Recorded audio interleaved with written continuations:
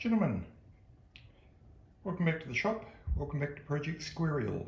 I think I began the last video by talking about being an apprentice and being sent for a long wait. Well, someone had a bit of a laugh over that because it's been an awful long wait between that video and this video. Again, I think I explained, engineer made a new rocker shaft for me. He did a beautiful job of it, but unfortunately he kind of over-engineered it a little bit.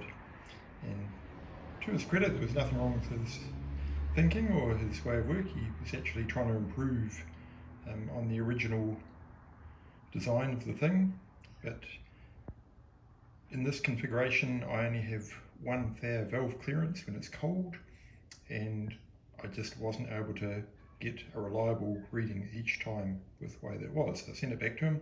Unfortunately, he had some things crop up and he had some downtime, and then some other things cropped up and there was more downtime and other things cropped up, and that's what happens with little jobs. They usually get put to the back of the pile. But we have them back now. I have both the rockers sets all configured. They do not belong on top of the battery. They belong on top of the engine.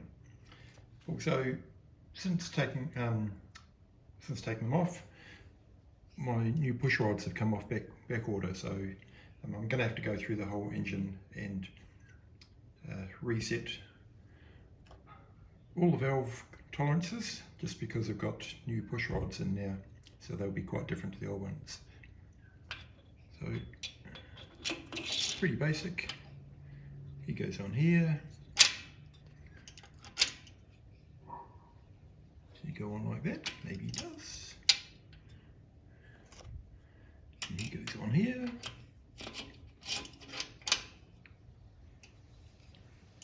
Making sure that the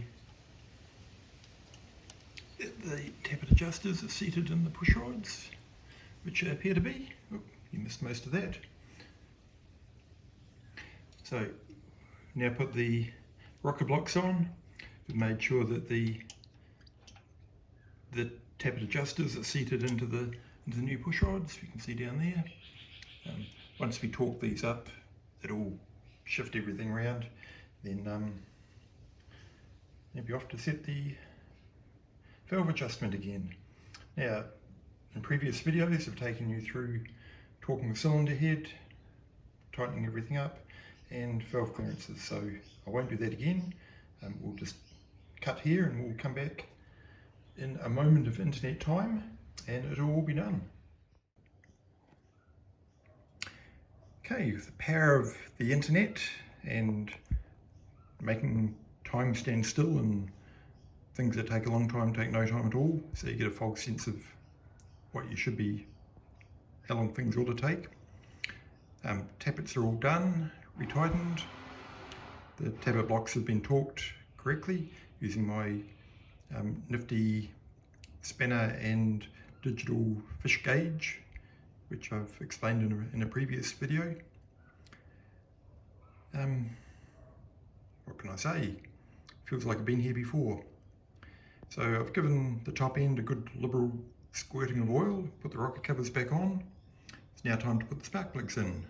So steel plug into alloy head, we'll give it a bit of a copper anti-seize on the threads. We'll put them in and nip them up. Very important tech tip, if you like, never screw a cold plug into a hot cylinder head, or a hot plug into a cold cylinder head for that matter. Hot is okay, cold is okay, but don't mix them up.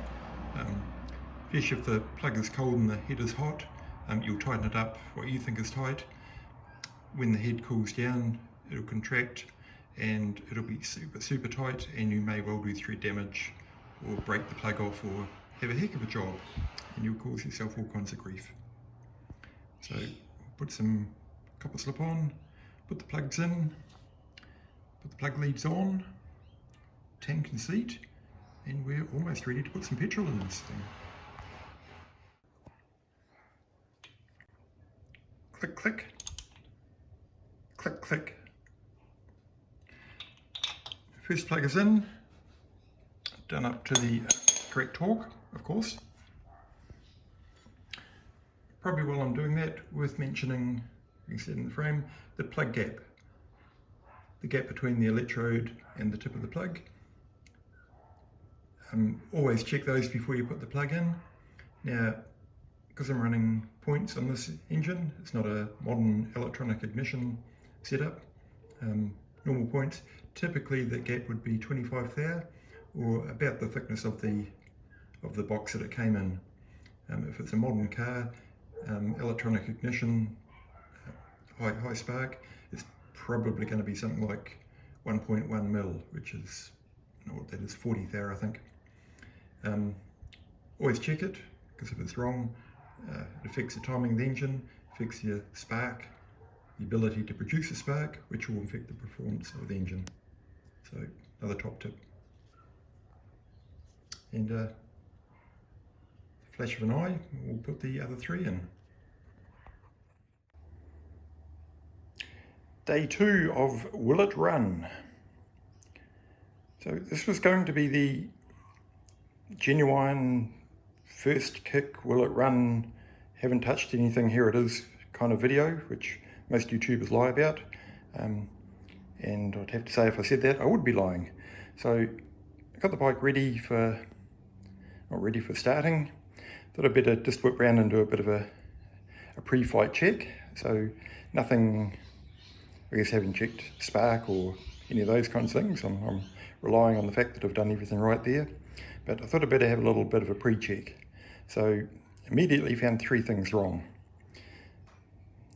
I found that on the kickstart side, I'll come around actually.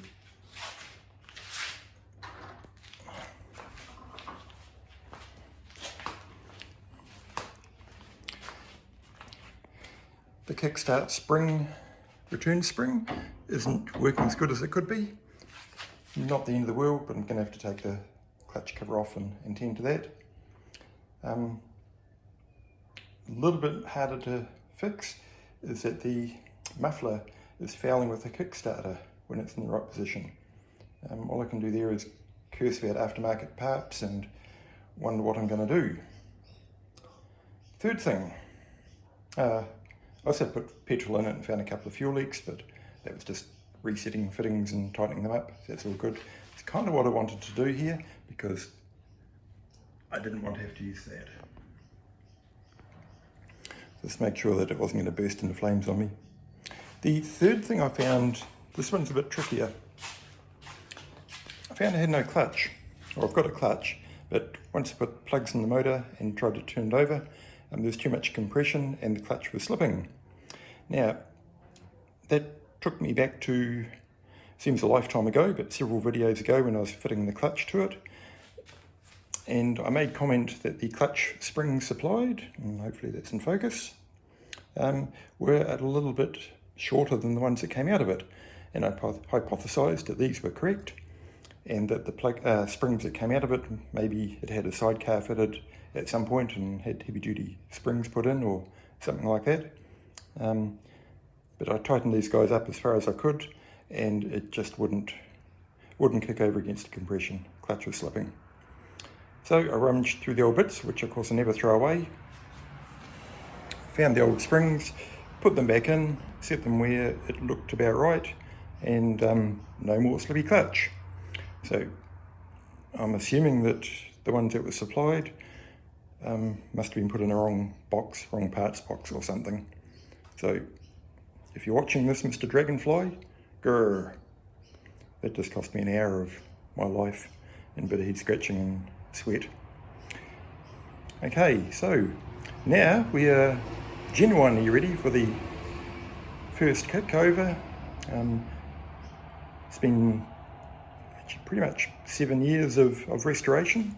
A lot of that 7 years, nothing much was happening, but bad timing for many, good timing for me. COVID came along, which meant freed up a lot of time when I wasn't travelling for work, and I was able to spend some decent time working on the thing.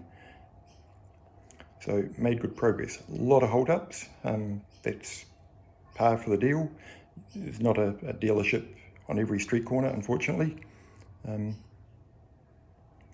of course, again, with the COVID thing, global supply chains were a bit of a train wreck. In fact, a lot of the stuff is still in short supply. So, a long list of people to thank, and I should do that at the end of this video. But in the meantime, I need to take off my Queensland safety footwear, put on some proper shoes, and let's give this thing a kick, see it'll fire up. Just before we do fire it up, another thing worth a quick mention, and I know I have mentioned it earlier on, is fuel, what fuel to put in it. Of course, it came out of an era of post-war. Fuel quality was probably anything that looked like kerosene and above went into it, and it probably ran quite effectively. Now we've got fuels that are full of all kinds of additives and chemicals and E10 and E whatever, which isn't really good for old bikes and old systems. So when I had the engine reconditioned, so when I was talking to the engine reconditioner, we had quite a conversation about what fuel to put in it, and his recommendation for any old engines is to put in the best fuel that you can get. In this case it was 98 octane, and that's proper octane, not American octane. And the reason for that is basically it's a lot cleaner, a lot pure, hasn't got a lot of the junky additives that do harm. So I know that raised comments last time I mentioned this, and hey, feel free to comment below, because I'm sure everyone's got an opinion on this. But anyway, it's got 98 in it. We will see if it'll run. Square Four Ariel full restoration, will it start? 7 years into shed. Step 1, turn on some fuel.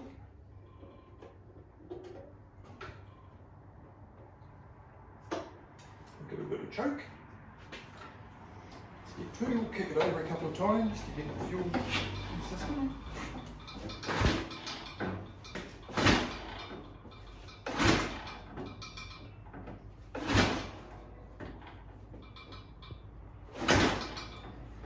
Right, will it go? Ignition. Here we go.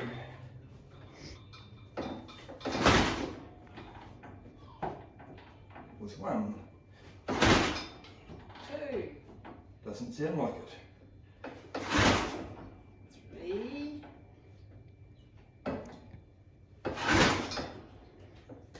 That was 4. One more.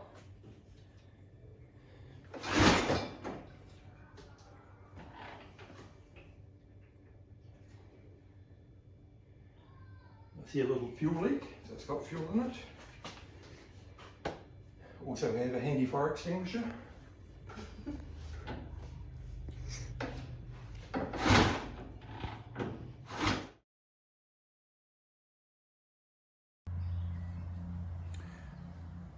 So where we left off, a little bit disappointing. The old Ariel didn't burst into life first kick as I hoped it would.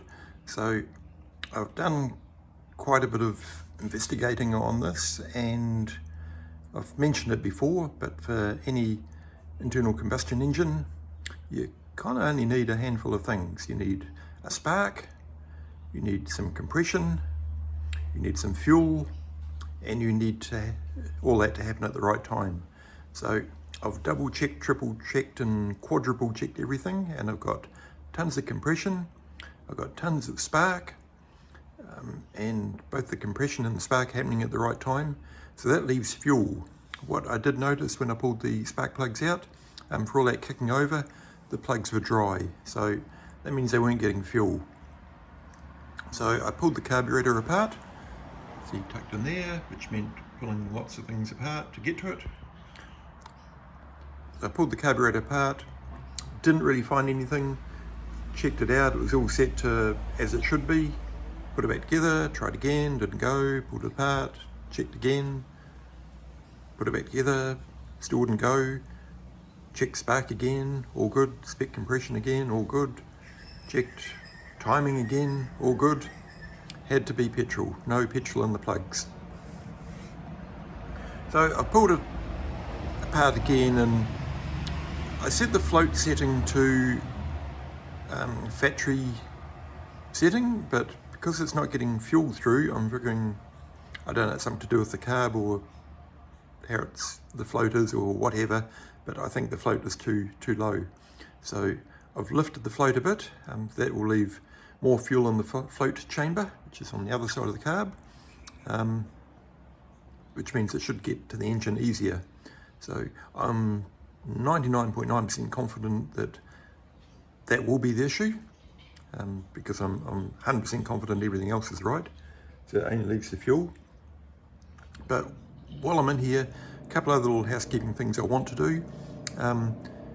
Because the motor's been apart for such a long time, or ready to go back in the bike for such a long time, I want to re-bleed the oil pump to make sure. There's a motorbike going past on a Sunday drive, lucky them. So I want to make sure that the oil pump has oil in it, that it's primed and ready for when we do fire up. So if we undo this little bung here, a little bit hard to do one-handed, but there should be gravity feed coming from the oil tank, and if all is good, it should come out that little hole.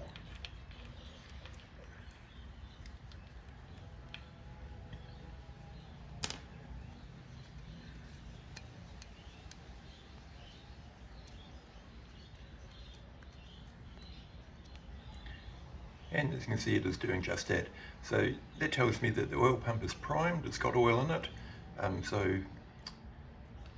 let's put my little drip bucket down there, it's going to get oil on the floor.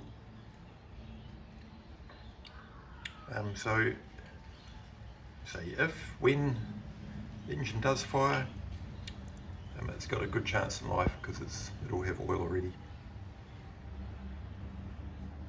The other job I'm going to do is, as mentioned earlier, the kickstart wasn't quite coming back cleanly as it should. So I've taken the side cover off the kickstart. There's a lever down there in the spring, so I'm going to, I guess, put another coil of spring in it if you like, tension up the return lever, and that should do that. Okay, I'll put that little bung back in the oil pump hole because don't want to leave that one out. Get on and put the timing case back on and attend to that gearbox lever and put the gearbox back together, and let's have another go at starting this machine.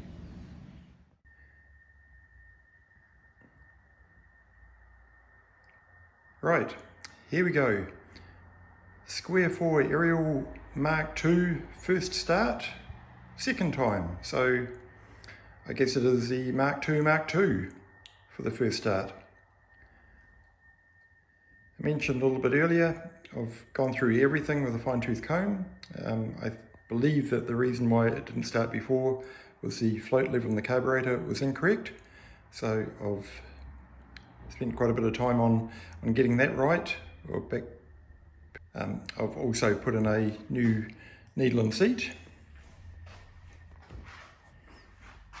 So it's got every possible chance that it can now for starting. I know we've got compression, I know we've got spark, I know everything is happening when it should. I've spent a bit of time, spent quite a lot of time. I've fixed up the kickstart spring, I put another coil in it, kind of figured out a better way of working on the gearbox than what I did the first time round. Bled the oil pump, which you would have seen, so it should get oil up fairly quickly. What else have I done? The Kickstarter was hitting the muffler, had a bit of a whinge about that the other day, so I'll fix that with a little bit of cold setting of a couple of brackets. I've got that out of the way, so it is good now. The Excusaporium is pretty much run out of excuses. I will hand the camera over to my able assistant. and see if we can give this thing a kick, see what will happen. Stand by. Okay, let's see if it'll go. What do we need to do? Fuel on. Check. Give it some choke. Give it a couple of kicks to get the fuel through. Have a handy torch to look at the oil, make sure I've got oil return. I've got oil return, I've got oil circulating.